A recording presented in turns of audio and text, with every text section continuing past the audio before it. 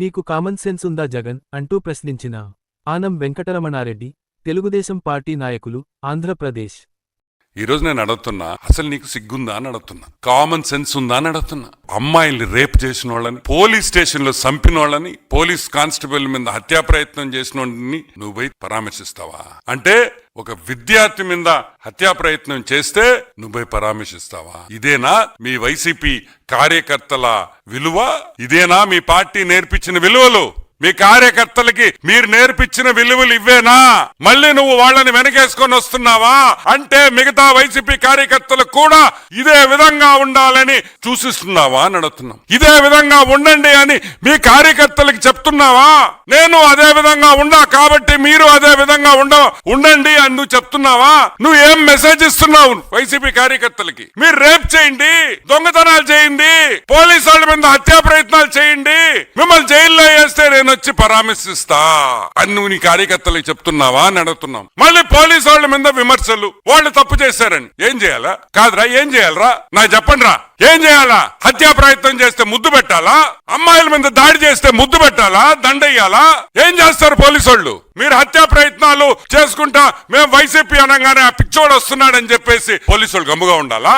పిల్లకాయలు ఎవరో వాళ్ళ ముగ్గురు పిల్లకాయలు, చిన్న చిన్న పిల్లలు అని ఈ తిక్కలోడు మాట్లాడతాడు జగన్మోహన్ రెడ్డి.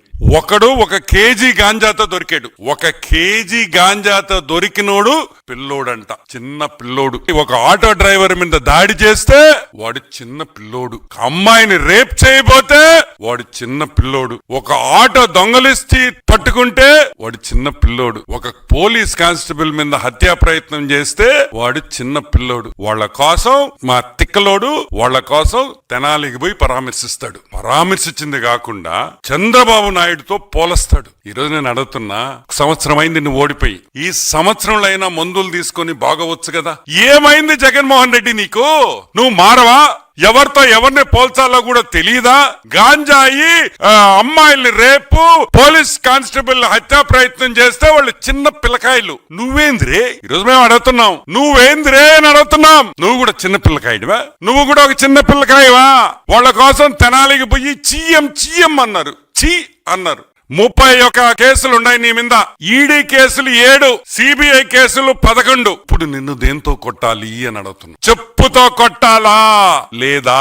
నువ్వే చెప్పు అని అడుగుతున్నా. 3452 3452 టైమ్స్ నువ్వు కోర్టు అడ్జర్న్మెంట్ తీసుకున్నావు, కోర్టులో వాయిదాలు తీసుకున్నావు. దానికి నిన్ను చెప్పుతో కొట్టాలా? అది ఒక వరల్డ్ రికార్డ్. 3452 సార్లు కోర్టు కేసుల్లో వాయిదా తెచ్చుకున్న ఏకైక మగాడు. హాఫ్ టికెట్, ఇది మగోడు కాదు, ఏకైక హాఫ్ టికెట్ జగన్మోహన్ రెడ్డి అని కూడా నేను మనవి చేస్తా ఉన్నా. పెద్ద పెద్ద లాయర్లు పెట్టుకున్నాం. Who is who of the legal industry? Harish Salve, Abhishek Sanghvi, Mukul Rohatgi, ఇటువంటి పెద్ద పెద్ద లాయర్లు పెట్టుకొని ఈ రోజు నువ్వు జైల్లో నుంచి తప్పించుకొని కేసుల్లో ఈ రోజుకి కూడా ట్రయల్ చేయకుండా నువ్వు బయటపడుతున్నావంటే దేని వల్ల అని కూడా నేను మీకు ఎక్స్ప్లెయిన్ చేస్తా. నేను చెప్పిన పేర్లలో ఉండే లాయర్లు పెద్ద లాయర్లు. అంటే సుప్రీం కోర్టు లాయర్లు ఒక్కొక్కరికి 12 నుంచి 25 లక్షల వరకు ఫీజులు కట్టాలి. ఈ రోజుకి ఆల్మోస్ట్ మా లెక్క ప్రకారం 6904 కోట్ల రూపాయలు, 3904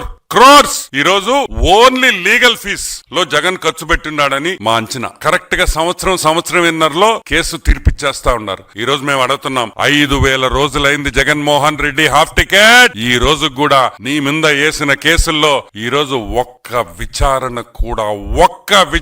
ఒక్క కేసులో కూడా జరగలేదు. అసలు ట్రయల్ మొదలే కాలేదు. ఈ రోజుకైనా జగన్మోహన్ రెడ్డి బయటకు రావాలి.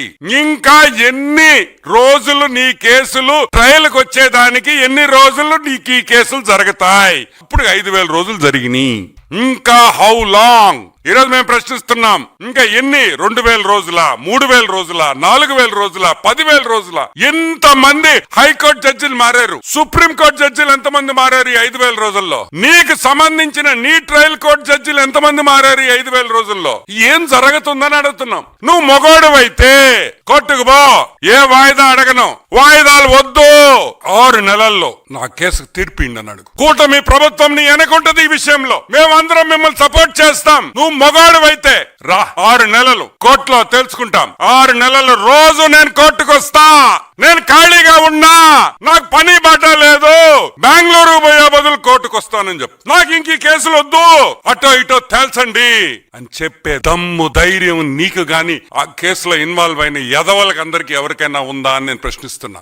ఈరోజు నేను చెప్తున్నా, చంద్రబాబు నాయుడు గారి గురించి గాని లోకేష్ బాబు గురించి గాని మాట్లాడే పని అయితే ఫస్ట్ నీ కేసులు తెగదింపు చేసుకొని రా, కోర్టుకు పో. దమ్మున్న మగాడి అంటావు కదా, పో కోర్టుకి, 6 నెలల్లో రోజు నేను ఈడ కూర్చుంటా అని చెప్పే దమ్ము ధైర్యం లేనోడివి తెలుగుదేశం పార్టీ గురించి గాని తెలుగుదేశం పార్టీ విధానాల గురించి గాని మాట్లాడే హక్కు కూడా లేదని కూడా నేను మనవి చేస్తున్నా. Get your personal loan today through BSK Associates. యువ భారత్ టీవీ నందు మీ పర్సనల్ ఇంటర్వ్యూ మరియు వ్యాపార ప్రకటనల కొరకు ఈ నెంబర్ని సంప్రదించండి. వీక్షకులకు ధన్యవాదాలు.